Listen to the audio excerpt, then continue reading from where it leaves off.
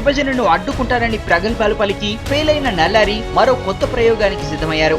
ఆంధ్రుల ఆత్మగౌరవం అంటూ కొత్త పార్టీ స్థాపించబోతున్నారు. ఈ నెల 14న జరిగే రాజమండ్రి సభని వేదికగా చేసుకుని పార్టీ ప్రకటించబోతున్నారు. అదే సభలో పార్టీ పేరు, జెండా, ఎజెండాలు ఖరారు చేయబోతున్నారు. సీమాంధ్ర ఛాంపియన్ గా తానేమి చేశానో, కేంద్రం తన మాటను ఖాతరు చేయని విషయాలను సభలో చెప్పి జనాలను ఆకట్టుకోవాలనుకుంటున్నారు కిరణ్.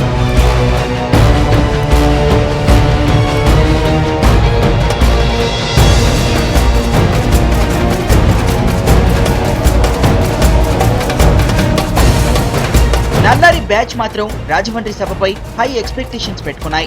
కిరణ్ న్యూ పార్టీని సీమాంధ్ర ప్రజలు ఖచ్చితంగా ఆదరిస్తారంటున్నారు.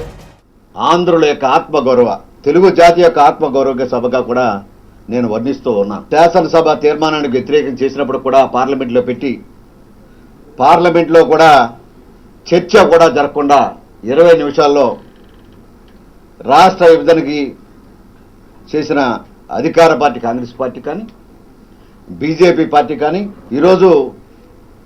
ఆ రోజు వ్యతిరేకించిన అనేక ప్రతిపక్ష పార్టీలు కూడా ఈరోజు, ఉదాహరణకి మమతా గారి పార్టీ కానీ, సిపిఎం పార్టీ కానీ, ములాయం సింగ్ పార్టీ కానీ, నితీష్ కుమార్ పార్టీ కానీ, నవీన్ పట్నాయక్ గారి పార్టీ కానీ ఆ రోజు ప్రజాస్వామ్య విలువల కోసం ప్రయత్నం చేసినప్పుడు కూడా పార్టీలు కూడా లెక్క చేయకుండా 2 ప్రధాన అధికార పార్టీ కాంగ్రెస్ పార్టీ, ప్రధాన ప్రతిపక్ష పార్టీ బీజేపీ పార్టీ కూడా రాజకీయ విలువలని కాలరాసిన, ఏదైతే రాష్ట్ర హక్కుల్ని కూడా కాలరాసిన తెలుగు జాతి యొక్క ఒక ప్రజాస్వామ్య పరిరక్షణ వేదికగా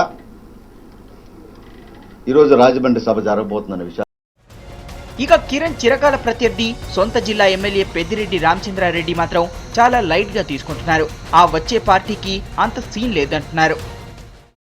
ఆయన గెలిస్తే ఆయన పార్టీ సంపూర్ణంగా మద్దతు, అంటే సంపూర్ణంగా మొత్తం 175 స్థానాలు గెలిచినట్లుగానే నేను భావిస్తాను. ఆయన గెలవనప్పుడు ఆ పార్టీ గురించి మనం మాట్లాడడం చాలా సిగ్గుచేటు. రకరకాల పదవులు అనుభవించిన వ్యక్తులందరూ కూడా ఈరోజు కులాన్ని అడ్డం పెట్టుకుని తెలుగుదేశం పార్టీలో చేయడం చాలా దురదృష్టకరం. మరి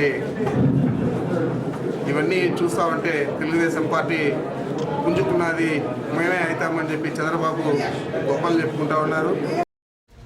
రాష్ట్ర విభజన జరిగిపోయింది. 2 రాష్ట్రాలుగా విడిపోయి బతకాల్సిందే. ఇక అంతా జరిగిపోయిన ఈ సమయంలో ఆంధ్రుల ఆత్మగౌరవం పేరుతో కిరణ్ తీసుకొచ్చే పార్టీని జనం ఆదరిస్తారో లేదో చూడాలి.